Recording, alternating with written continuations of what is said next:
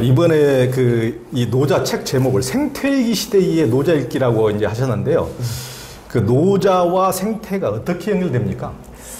지금 현대 이 문명이 대량 생산, 대량 소비를 하다 보니까 진짜 뭐 너무 환경이 황폐화됐지 않습니까? 인간의 그칠 줄 모르는 욕망, 자연 파괴, 환경 훼손, 이런 것 때문에 온 거라고 생각이 됩니다.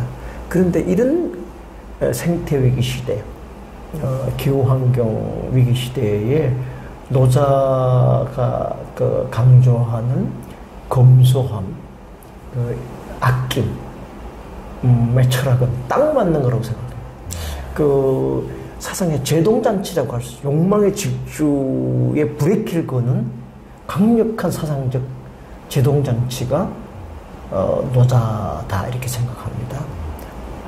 그래서 그칠 줄 알고 멈출 줄 알고 아낄 줄 알고 무한 낭비, 소비, 쓰레기와 남발 이런 거 아니라 꼭 필요한 만큼만을 이렇게 쓰고 이번에 쓴 책도 재생지를 사용했습니다.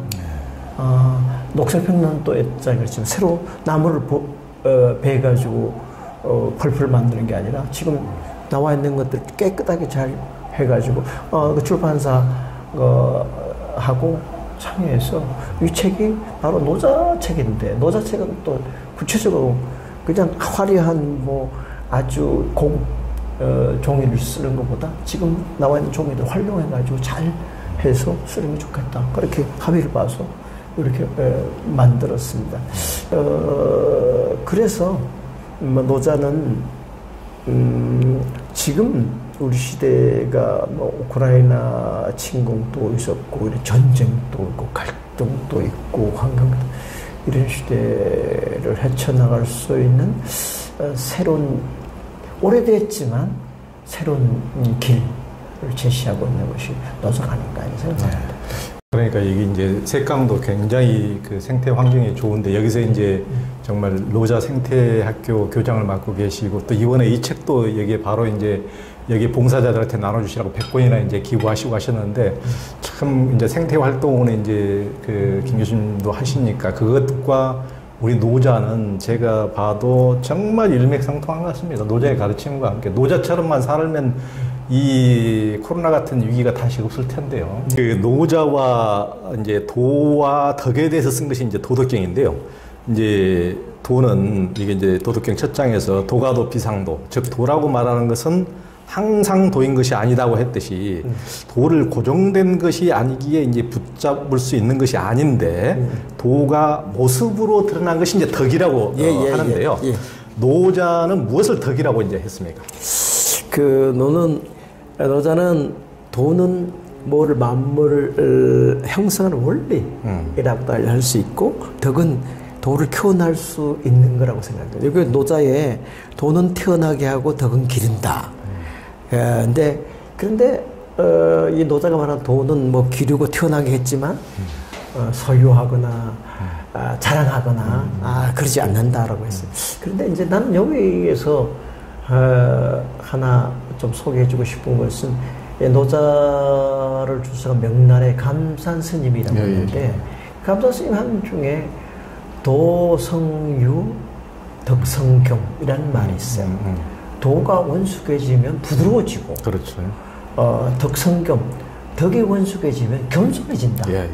그러니까 그렇게 도의 그 모습 도는 뭐다라고 얘기하면 정언명절하면 다 뻗어나가요. 그래서 이 노자도 도를 뭐로 표현할까 얘기하다가 물과 같다라든지 그렇죠. 어머니 그 모성과 같다든지 큰 골짜기와 같다든지 통나무 그리고 뭐 같다 뭐 같다 이렇게 표현을 했지 뭐 이다로 가면 다 삐져나와.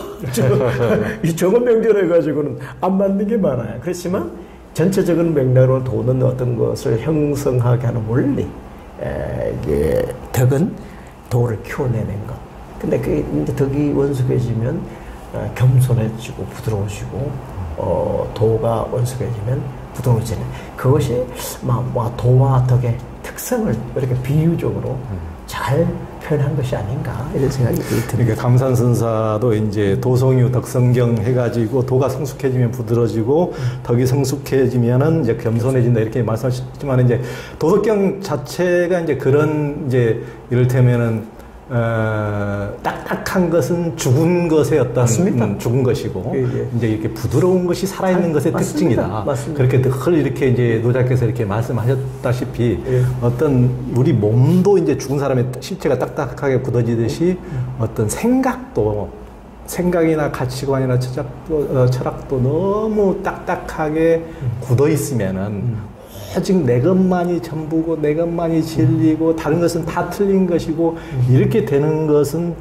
정말 부드럽게 큰 품으로 안기가 어려운 이렇게 돼버리고 마는 것 같습니다. 그래서 저도 이제 종교 담당을 이제 오랫동안 하다 보니까 수많은 종교인 또 자기가 뭐 큰 도를 깨달았다는 분, 어쨌다는 분, 뭐 굉장히 뭐 목소리가 크신 분 이런 분들도 이제 많이 만나지만은 그러면 이제 그렇지만은 이 이제 노자께서 말씀하신 여기 이제 21장에 보면 이제 공덕지용 유도시종 예. 큰 덕의 모습은 오직 도를 따르는 것이다. 예.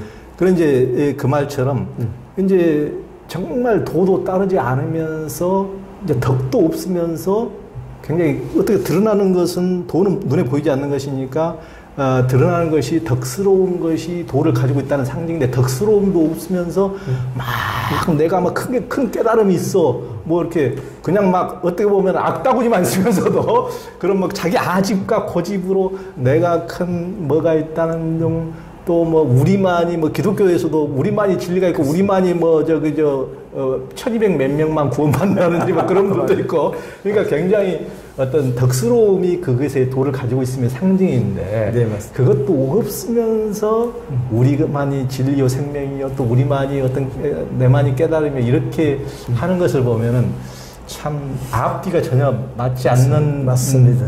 이거야말로 가장 큰 모순이구나. 예. 이렇게 좀 비워야 됩니다. 그 비워야 되고 드러내고 예. 우리가 공부라는 것은 사실 지식 정보를 얻는 것을 공부라고 하지만 마음 공부라는 것은 드러내는 비워두고 남을 내 관심을 타자에게 관심, 어린아이에게 관심하고 생명에 관심을 가지고 이렇게 자꾸 넓혀가는 것. 그것이 마음 공부라고 생각됩니다.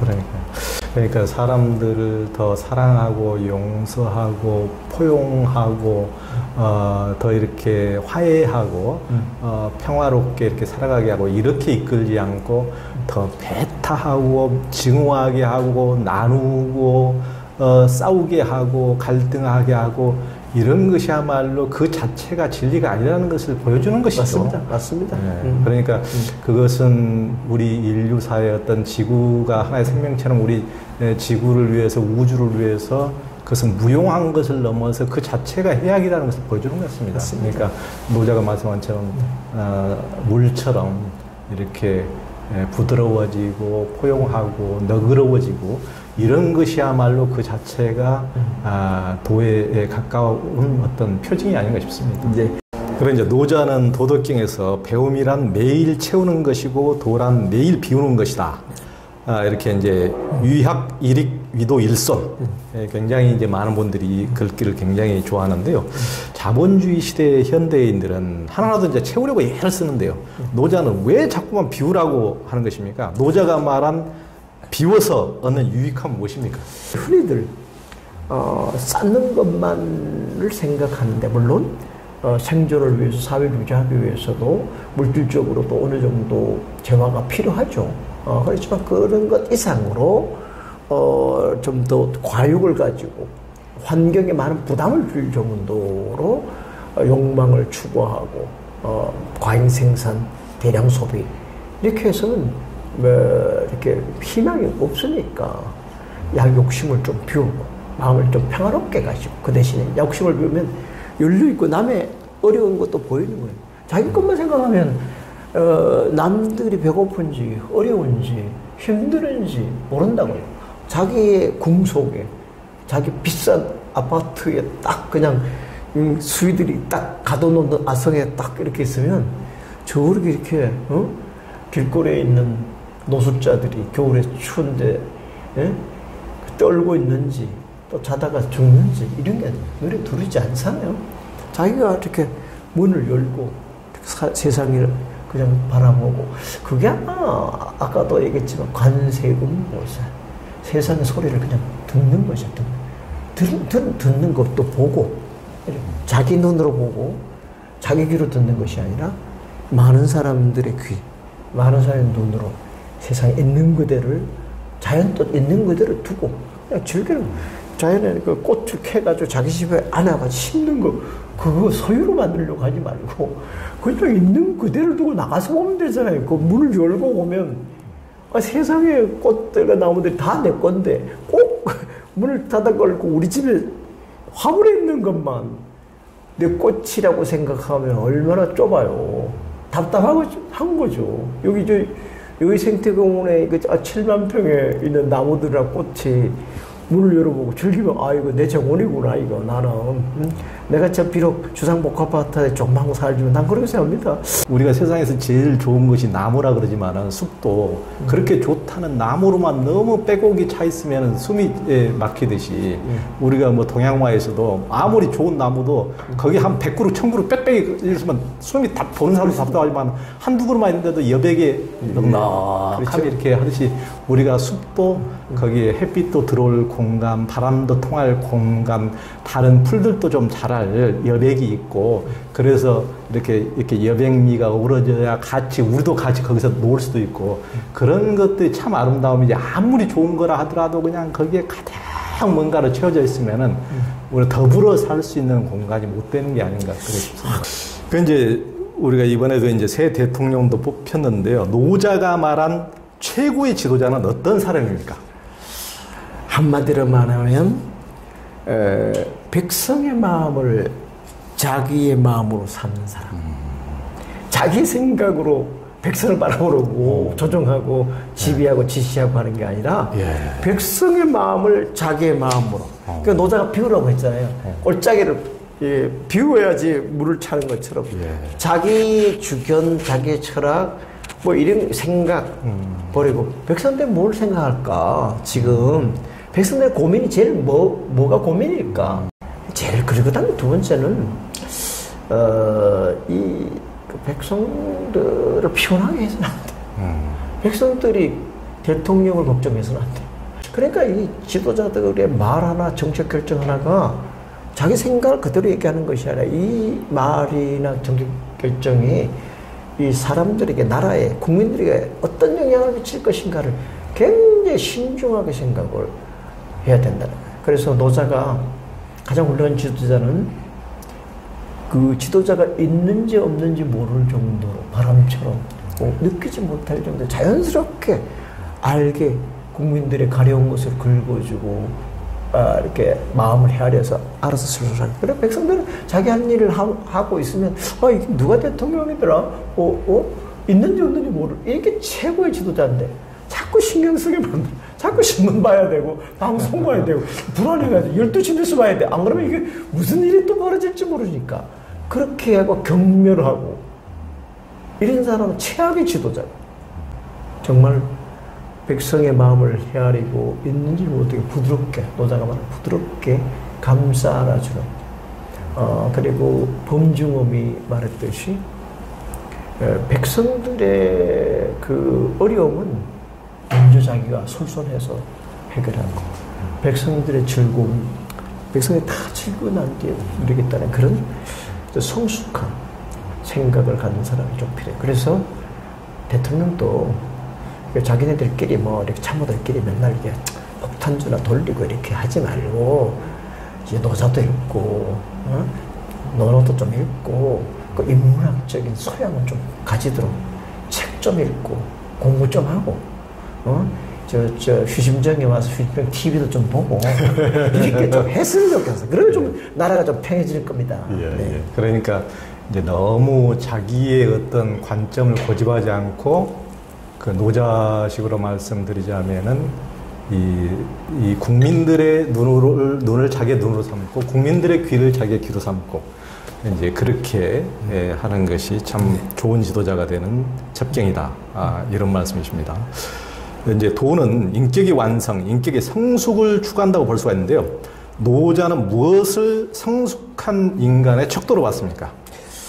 예, 노자 사상의 핵심이라고 할 수 있는 말이 하나 있는데요. 하나 꼽으라면 뭐 무의자연도 있겠지만 상선약수. 예. 가장 높은 그 선은 물과 같다. 이 물이라는 게 참 부드럽죠. 그렇지만 물은 시냇물이 흘러서 강물이 되고 강물은 흘러서 바다로 가는데 시냇물이 흐르는 거 한번 보세요. 강물로. 이 시냇물 흘렀다가 이제 이렇게 밑에 뭐 웅덩이에서 웅덩이를 또 채워주고 지저분한 게 있으면 자기가 더러워지면서 지저분한 거 씻어 주잖아요. 가다가 언덕이 있으면 언덕을 뚫고 지나가지 않아요. 언덕을 감싸고 가요. 바위하고 다 정면 다투어서 그 충돌을 일으키지 않고 바위도 그냥 어루만져져요. 어머니가 그 거친 아들을 잘못했다라도 감싸주듯이 물이라는 건 그런 부드러우면서 낮은 곳으로 흘러가고 모든 꽃과 나무들에게 생명을 주고 우리들도 물 안 마시면 죽잖아요. 그죠? 생명수라고 하잖아요. 그죠? 물은 만물을 소생하게 하고 낮은 곳으로 흘러가서 저 많은 사람들이 민중들이 어려운 처지들을 외면하지 않고 동고동락하는 그런 세계로 가고 있기 때문에 노자가 이 상선약수다. 바로 그 인격의 왕성은 자기를 낮추는 거. 성경에도 그랬죠. 자기를 낮추면 위대해진다고. 크고 작고다 남을 섬기라고. 자기만을 섬기면 개인주의자, 이기주의자밖에 되니까 나라를 섬기면 애국자가 되죠. 인류를 섬기게 되면 성인이 됩니다. 그죠? 슈바이처라든지죠. 인류를 섬기기 때문에 성인의 경지에 이른다고 얘기하잖아요. 그죠?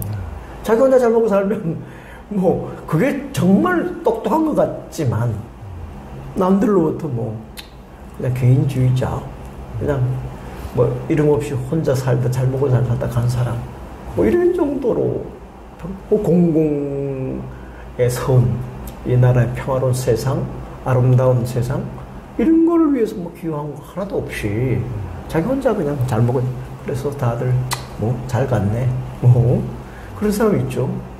성숙한 노자가 말씀한 이제 성숙한 인간 그 어떻게 보면 훌륭한 인격이라는 것은 그러니까 이제 자식에게도 해당될 텐데 부모에게도 해당될 텐데 자기가 낳았다 그래서 소유하려 하지 않고 그렇죠. 또 제가 가장 이제 귀에 와닿는 게 노이무공. 우리 김영 교수님처럼 어떻게 공을 세웠다 하더라도 뭐 내 공이다 그러면서 이렇게 내세우지 않고 그것의 과실을 자기가 막 차지하려고 하지 않고 그러니까 노이무공의 어떤 이런 것 또 만약에 이걸 또 지도자에 비유한다면은 어떤 이제 선거에서 뭐 당선됐다 그래서 이제 내 마음대로 해도 된다. 하여튼 그런 것이 아닌 것이 맞습니다. 어떻게 보면 성숙된 노자가 말한 성숙된 인격을 말해주는 것이 아닐까 이런 생각이 듭니다. 네네. 우크라이나에서도 이제 전쟁이 나서 지금 많은 사람들이 죽어가고 있는데요. 재앙 중에 가장 큰 재앙은 전쟁이죠. 그런데 이제 전쟁을 부추기고 전쟁을 해도 괜찮다는 매파식 지도자를 만나면 국민들은 굉장히 큰 고통을 면치 못하게 되는데요. 더구나 우리 이제 김영 교수님은 해병대까지 나오셔서 이제 김 교수님 같은 분이 오히려 평화를 주장하는데 오히려 군대도 안 간 분들이 전쟁을 막 소꿉놀이처럼 쉽게 이야기하시는 분들도 있더라고요. 그래서 뭐 그분들은 그러면은 그 당신이나 당신 자식을 38선에 지금 보낼 수 있느냐. 그러면은 또 이제 전혀 말을 못 하시면서 전쟁을 너무 쉽게 말씀하시는 분들이 있어요. 노자는 이런 이들에 대해서 뭐라고 했습니까? 근데 저는 이제 그 해병대 갔을 때 해병대 기수 빠따라는 게 있어요. 기수별로 그 이제 사병들이 10명이 있으면 기수가 10명 있잖아요. 제일 선임이 몽둥이 들고 한 방 9명을 치는 거예요. 그러고 나면 그 다음에 저 두 번째 가는 선임이 나머지 8명을 또 치는 거예요. 막 그런 식으로 기수별로 내려가면서 그러니까 맨 밑에 있는 사람들은 9번을 맞는 거죠. 기가 막히는 일이죠. 기수 빠따라. 그게 다 끝나야지 모든 기합이. 그리고 폭력을 너무 일상화돼서 했어요. 폭력이 정말 비인간적이구나. 나 특히 이제 대학 다니다가 갔으니까 그런 거 경험한 적이 없죠. 그 귀한 세대집 아들로서 맞아본 적도 잘 없는데 군에 가서 너무나 많이 맞았어요. 그때 사실은 이렇게 뭐 어떤 충동 같은 건 내한테 만약에 총에 그 탄환이 장전됐다면 갈고 그런 충동도 느낄 정도의 폭력을 경험했어요. 이 폭력이라는 게 이렇게 비인간적이구나. 그렇죠. 이런 폭력도 그런 정도인데 국가적 규모의 테러 폭력인 전쟁도 말할 거예요. 전쟁이 되면 물론 젊은 군인들이 죽는 건 말할 거 없지만 민간인들이 죽어요. 전쟁이라는 게 사람을 봐주는 게 없잖아요. 봐준 거 없죠. 무참해요. 민간인들이 죽어요. 민간인들이 죽고 전쟁터에 나온 남자들이 죽으면 과부들이 생기고 애들이 고아가 돼요. 지금 우크라이나에 피난 간 아이들 보잖아요. 전부 다 이렇게 짐을 메고 아이들 들고 지고 가는 그 여성들을 보면서 정말 저런 비참한 상황을 자기의 일이다, 자기에게 해당되는 일이다 생각하면 저런 일을 벌일 수가 있겠는가? 남의 일이라고 생각을 하니까 저런 일을 벌이는 거구나 이런 생각을 했습니다. 제가 군에 갔을 때 청룡부대가 월남전에 있다가 철수를 하고 우리 형님이 해병대 항공대학을 나와가지고 조종사였는데 해병대 정찰기 조종사로 다낭 미 공군기지에 1년 동안 근무하다 왔어요. 그러니까 돌아와서 그 전쟁 때 일어났던 일들을 이 얘기를 해주는데 무용담처럼 나는 리버럴한 평화주의자 나한테 얘기한다는 거 그분들은 무용담처럼 막 얘기하는데 나는 있을 수 없는 일이 벌어지구나. 이게 국가적 규모의 테러구나. 뭐 이런 생각들을 했습니다. 그런데 그런 생각을 가지고 노자를 읽어보니까 노자는 병불상직이 군대는 쓸데없는 그릇이라 탁 나오는 거예요. 막 가슴에 진짜 구원의 빛이라는 생각이 들어요. 정말 생명의 사상이구나. 평화의 사상이구나. 이런 걸. 원래 무자라는 말은 무력할 때 무자는 지과 창을 그치게 하는 거예요. 전쟁이라는 것은 무기라는 것은 전쟁을 하기 위해서 무기로 쓰는 게 아니라 전쟁을 억제하기 위한 수단으로 이게 무가 필요하다 이런 생각이에요. 그러니까 전쟁은 평화주의자인 노자는 전쟁은 방어 전쟁일 때 최소한으로 하는 것이 전쟁이지 남을 인명을 무차별 상상해가지고 많은 젊은이들 죽이고 또 가브라든 애 같은 그런 고아들이 생기게 하는 이런 전쟁은 절대로 해서는 안 된다. 그런 생각을 했어요. 그래서 이 전쟁이 벌어지면 평화시에 논밭을 갈아야 될 이렇게 암말들이 전쟁 때 새끼를 낳는 비극이 벌어진다. 그 군대가 주둔하는 곳에는 가시가 돋아난다. 뭐 이런 얘기를 했어요. 요새 지난번에 미군이 주둔하고 있던 파주 기지가 이전되고 그 파주 지역을 경기도에서 대학을 유치하기 위해서 이화여대에서 헐값으로 이제 했는데 그 이화여대 조사를 가봤더니 거기 땅들이 기름들을 워낙 함대로 벌어가지고 그 땅을 정화하는 비용이 너무너무 엄청나게 들어가서 포기를 했다는 거예요. 군인들이 거주했던 곳은 함부로 이 사람들은 임시로 그냥 그 드럼통에 있는 폐유들 막 버리고요. 더군다나 자기 나라도 아니니까 그냥 막 외국인들이 주둔한 것은 그냥 사랑하는 마음이 없죠. 그냥 그리고 한번 보십시오. 미군이 있는 곳에 미군 기지들 매매촌들 하는 참여촌들이 있죠. 집창촌들이 있잖아요. 군대라는 것이 그래 생명을 존중하고 인권을 존중하는 곳이 아니에요. 우리 일제시대 때도 위안부 있었지만 미군 부대들이 있는 곳에마다 딱 그런 곳이에요. 그게 사람들이 평화주의자이고 사람을 존중하는 사람들이 해야 될 행태는 아니죠. 됐었으면 그런 군인들을 최소한하고 모든 걸 대화로 해결하는 그런 방식으로 해. 그러니까 최악의 평화가 최선의 전쟁보다 낫다는 말들이 금은이 있잖아요. 그 노자의 사상 중에 바로 그런 반전 평화 사상, 생명을 존중하는 어느 생명이들이 귀하지 않은 것이 없다. 함부로 남의 자식들 죽는 건 남의 일이라고 생각하지만 만약에 자기 자신이 한번 죽었어요. 단원고 어머니들도 그 반성했다는 거예요. 왜냐하면 자기가 1980년대 광주 어머니들에 대해서 자기 관심을 가지 않았는데 자기 애들이 그래 죽고 난 뒤에 광주 어머니들의 아픔을 느끼게 되고 찾아가서 사과를 했다는 거 아닙니까? 응? 동병상련으로. 그렇죠? 우리 남의 아픔을 남의 일이라고 생각하는데 세상에 꼭 남의 집에만 벌어질 일이라는 건 없어요. 그래서 그런 면에서 노자는 정말 평화주의자이고 그런 면에 대한 군대는 쓸데없는 것이다. 이 말을 2500~600년 전에 했다는 게 자체가 놀라운 것 같아요. 한때 대도무문이란 말이 유행하기도 했는데요. 노자는 대도, 이를테면 큰 도, 큰 도로 가는 길을 어떻게 말했습니까? 노자는 건도는 오히려 심심하고 평탄하고 그렇다는 거예요. 아주 큰 맛은 맛이 없는 거예요. 큰 그 도는 보이지 않고 느낄 수도 없고요.